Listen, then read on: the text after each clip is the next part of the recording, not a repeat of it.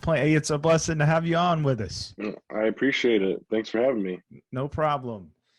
So I wanted to get it all started with, how did you get involved with football as a kid?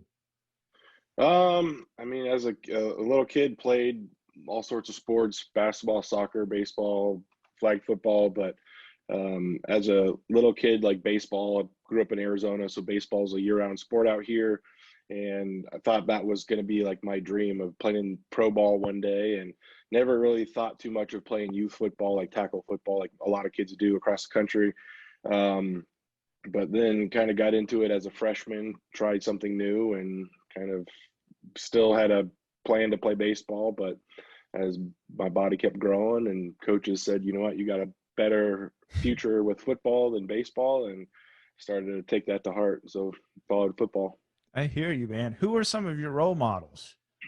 I mean, so growing up in Arizona, my dad was from New York, so we got brainwashed to be Giants and Yankees fans growing up. Mm. So obviously the Yankees were a big part of my life growing up. Like Paul O'Neill, Tino Martinez, Derek Jeter, Andy Pettit, like all of those Mariano Rivera, like that era of the Yankees was something I enjoyed watching.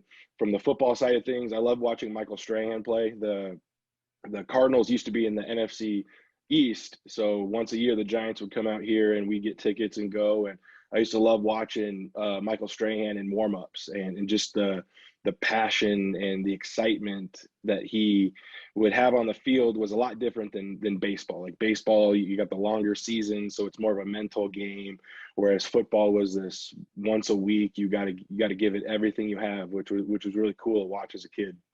Yes, sir. Hey, his gap is legendary. Yeah, I mean, just there, he gets cracked for that a lot. What's funny is I had a similar gap growing up before I got braces, so I had that kind of in common with them. So, but just to see guys like that, the passion was very different, and it was very interesting about football in comparison to baseball, that I thought was going to be my future. Yes, sir. Hey, his humility is where it's at, man. He made millions upon millions of dollars in the NFL, but he never changed his attribute of his teeth. He Yeah, just yeah, for his sure. humility. Yeah, I think that gets overlooked a lot in today's world, where it's all about me, and I got to promote my brand and I got to create a brand and all of that stuff. But the amount of guys across the NFL that have that humility, for being the best in the world at what they do, the financial blessings that they have, that I mean, they give you the shirt off their back. I mean, the media likes to highlight the self-centered ones a lot of the time, or the hotheads, but there's a lot of good quality men in the NFL right now. Yes, sir. So, Mike, how did Arizona State come to pitch you to play football for him? Obviously, I'm right up the road. I live 20 minutes south of the campus, so my mom was a graduate of there, so had a lot of family investment in the school. But as a high schooler, I wanted to kind of get out of the state of Arizona, see something new, go someplace different. So in my mind, that wasn't really where I wanted to land. It wasn't until the recruiting process started picking up. And I mean, I played at a high school that never went to the playoffs, and I just wanted to go somewhere where I could win. And I didn't care where they put me on the field. I just wanted to win. And at that time, the head coach Dirk Cutter was putting together a decent Arizona State squad, and um, starting to get some notoriety.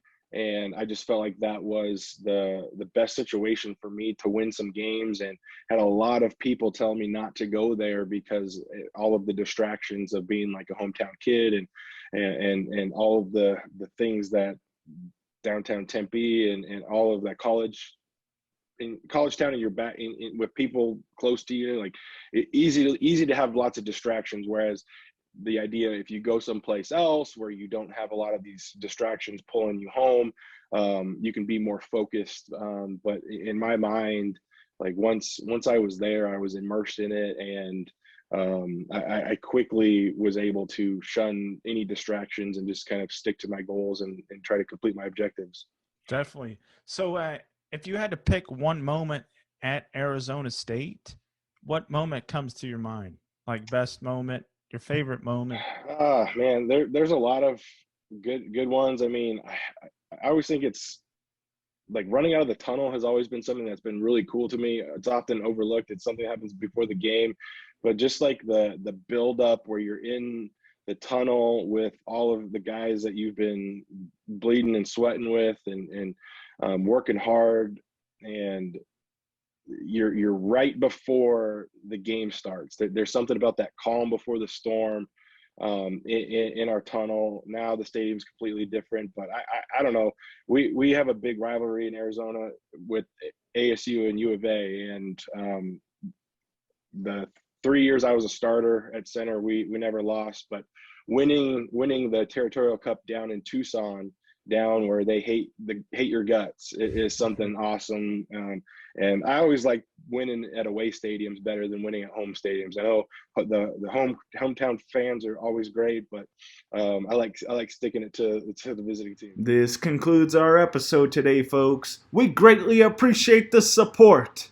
And if you're not a subscriber yet, hit the subscribe button and the notification bell to get all our up-to-date content. And if you like this video, hit the like button. We greatly appreciate it. We welcome you back next time.